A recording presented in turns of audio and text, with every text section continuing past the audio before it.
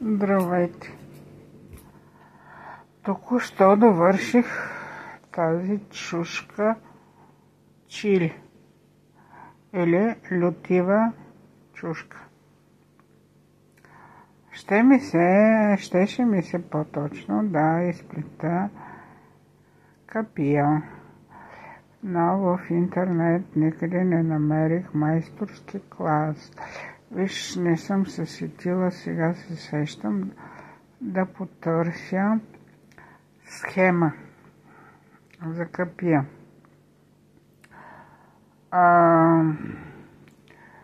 Написах 2 коментара на рускиня и на друга жена, която показваше тези чушлета, какво да направя, за да изплета по-голяма чушка. Тя ми вика, ще прегънеш преждата и ще плетеш с по-голяма кулка. Но понеже след като изплетах големия домат, ми остана малко прежда, реших да изплета тази чушчица. И тя не съм гледала конкретно майсторски клас на една майсторка,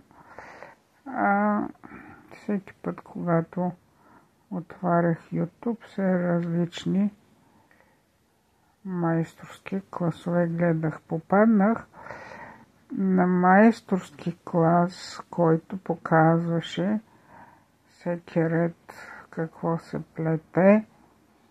Но го изгубих. Аз съвсем в началото, когато само гледах и търсих майсторския клас, имаше такъв, в който се показваше, за да има чупка на чушлето, да се плетат в един ред и ниски пълнежи и полупълнежи. Тази чушка е само от ниски пълнежи. Някак си успя да се получи лека чупчица.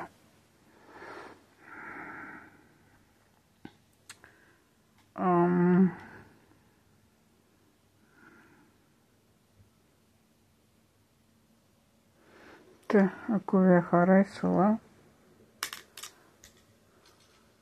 чушката и видеото, сложете лайк, коментирайте, споделяйте в социалните мрежи и се абонирайте за YouTube канала ми. До нови срещи!